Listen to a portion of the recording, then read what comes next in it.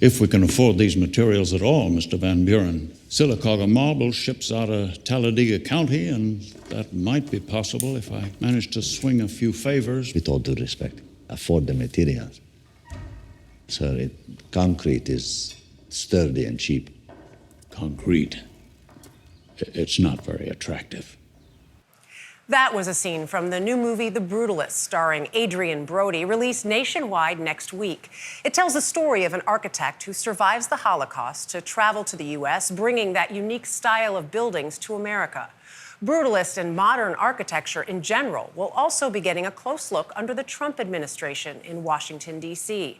Actually, the city has some of the highest concentrations of brutalist buildings in the U.S., and as we discovered, some of those are the focus of a new exhibit.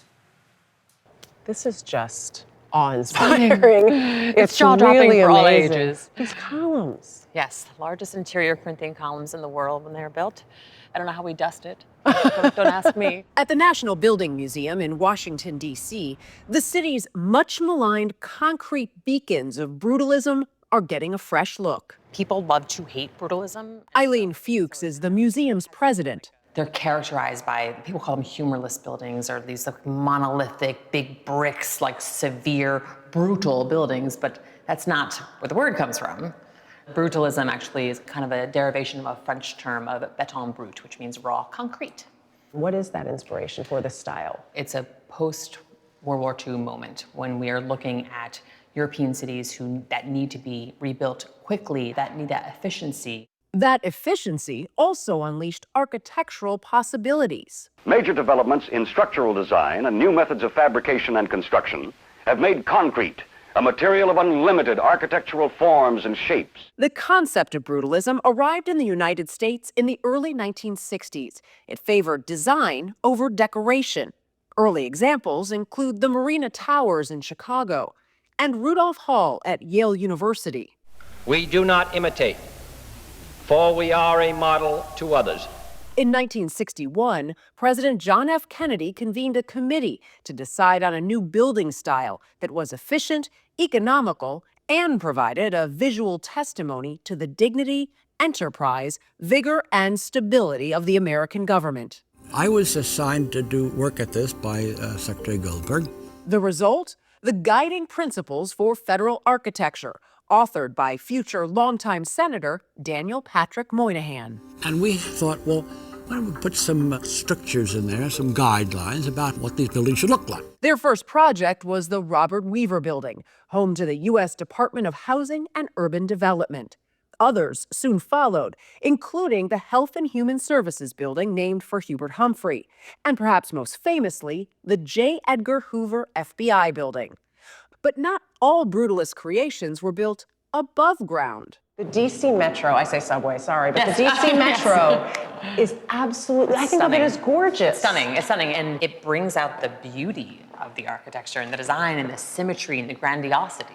The FBI building, maybe not as much. The FBI building, I believe, was at one point called the ugliest building in America. And now, with buildings like these in need of repairs costing billions of dollars, the question of what to do with them is looming.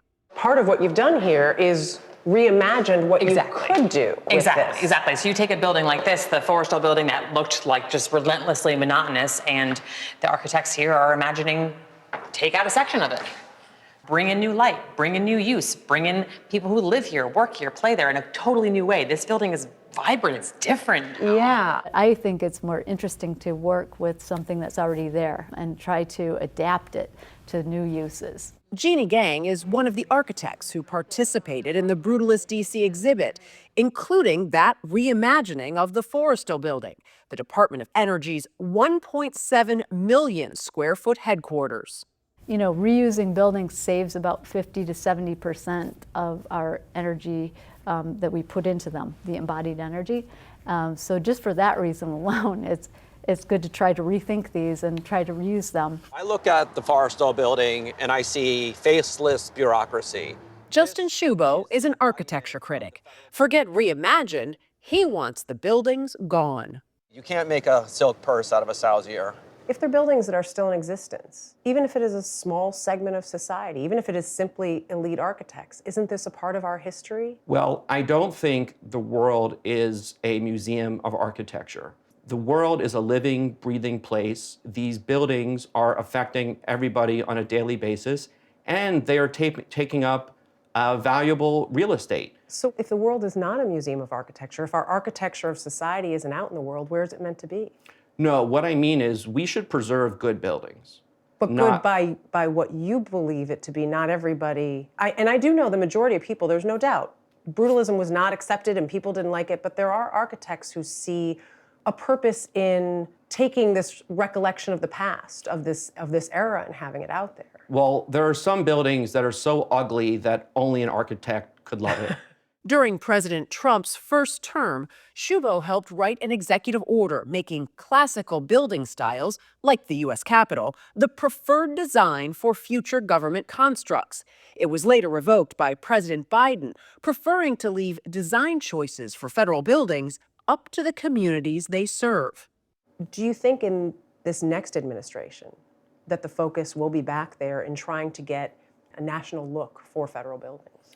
Well, I think that executive order was very important and highly popular with the public. It pointed out that the architecture of the American democracy is classical architecture. So this executive order wished to return federal architecture to that tradition, which essentially lasted from the founders up until World War II. At a time where the debate on whether to preserve, adapt, or erase these buildings entirely is only likely to heat up, it falls to exhibits like this one to remind us how we got here in the first place. We need to display and understand and interpret and embrace many different architectural styles, because especially as we look to an urban future that needs so many different ways of life and livability for people of all incomes, of all ages, you're going to need different architectural directions to address these problems. Would we be missing something culturally if we didn't have different forms of architecture that continue over time? Absolutely. You can see so much of American life and American fabric captured in the way the buildings have been built around us and in the way that today and our future generations are going to reimagine them.